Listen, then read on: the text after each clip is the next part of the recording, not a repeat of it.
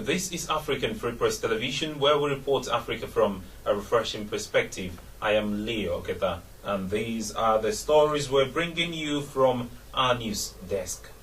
The Supreme Court of Nigeria has affirmed that Governors Abiola Ajimobi of Oyo, Ifeanyi Okowa of Delta, and Ibrahim Keidam of Yobe State can now concentrate fully on governance, as they were all validly elected as chief executives of their various states on Tuesday.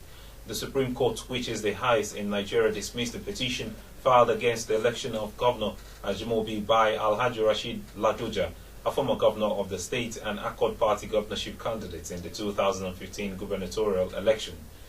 The court dismissed the petition for lack of merit. Ladoja had earlier lost an attempt to overturn Ajimobi's victory in the 2015 gubernatorial election at the Election Petition Tribunal and at the Appeal Court.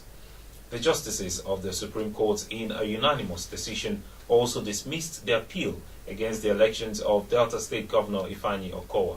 The Apex Court described the appeal by Emeho Ortega of the All Progressive Congress and Great Oboru of Labour Party against Governor Okowa's election as an abuse of court process. And similarly, the court affirmed the election of Governor Keidam of Yobe State. The justices stated they would give the reasons for the three judgments on February the 15th. Similarly, the Independent National Electoral Commission (INEC) has released the timetable for senatorial and House of Representatives rerun elections across the country, barring fresh candidates from participating in the contest. INEC, in a release by the Secretary, Mrs. Augusta Ogaku, fixed February and March for the elections, even as it disqualified some candidates from partaking in the exercise. It said only candidates and parties that partook in the March 28, 2015 National Assembly and presidential elections would be eligible for the rerun election. In Anambra, APC was said to be only eligible to participate in the poll if Dr. Chris Ngige, currently Minister of Labour and Employment, who contested the March 28, 2015 poll, would resign and contest again. In Abia, the Commission disqualified the candidate of the All Progressive Grand Alliance, APGA, Mr. David Oba Onuoha. It also cleared the candidate of Progressive People's Alliance, PPA, Dr. Oji Uzokalo. And the Nigerian government is proposing to spend more on capital projects at the State House Medical Center for the year 2016 than it would provide for the 16 teaching hospitals belonging to it. If the proposed budget is approved as presented to federal lawmakers, the State House Clinic would get 787 million naira more in capital allocation than all the 16 teaching hospitals combined. The State House Medical Center is a facility that provides health care for President Muhammadu Buhari, Vice President Yemi Osinbajo, their families and other employees of the presidency, all possibly less than 1,000. While federal teaching hospitals cater for the health needs of millions of Nigerians, trained medical doctors and other health professionals for the nation, while also serving as top medical research centers, millions of Nigerians, many of them poor voters who brought into the president's message of change, had to continue to make do with decaying facilities in underfunded teaching hospitals and other government-owned health facilities across the country. A health industry expert and official at the National Hospital Abuja, who requested not to be named for fear of being victimized by the administration, told newsmen that the annual huge capital allocation to the State House Medical Center was outrageous and baffling. A breakdown of the 2016 appropriation bill shows that a total of 3.87 billion naira has been allocated for capital projects at the state clinic.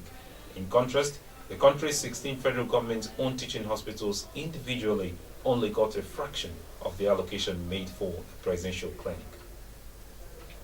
And former Chief of Defense Staff Air Chief Marshal Alex Pade, retired, has put arrangements in place to honor the invitation extended to him by the Economic and Financial Crimes Commission (EFCC). The invitation was in furtherance of the ongoing investigations into arms procurement in the armed forces. The former CDS will be visiting the EFCC this Wednesday, 3rd of February, from his house where he has been since he left office, to explain certain activities that were alleged to have taken place in the armed forces under his watch as the coordinating officer for all the arms of the armed forces. There was confusion in Benin City, the Edo State capital, on Tuesday as an explosion destroyed about 5 houses in Sakbomba area of Benin City. Residents of Zomi Street in Upper Sakbomba Road ran for safety when they heard the loud noise that came with the explosion at about 3 p.m. as many claimed that Boko Haram insurgents had invaded the city. A police source at the scene informed journalists that the bungalow where the bomb detonated was being used as a hideout for kidnappers some months ago, but a combined unit of soldiers and police invaded the place and arrested the suspects.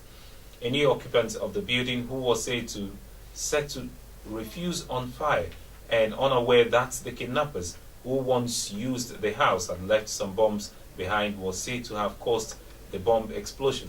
The only casualty, a woman who sustained deep cuts, was taken to hospital for treatment. And meanwhile, bomb disposal experts from the Edo State Police Command have cordoned off the building, trying to ascertain if more bombs were still inside. And the former Nigerian Minister of Petroleum Resources, Mrs. Desiani Alison Madueke, has dismissed rumors that her sister has kids for former President Goodluck Jonathan. This came against the backdrop of stories making the rounds about her relationship with the former president, which never went down well with former First Lady Dame Patience Jonathan. She strongly noted that she had no such sister. Mrs. Madueke said this in London while responding to questions in an interview with the CEO of Ovation magazine, Mr. Dele Momodu.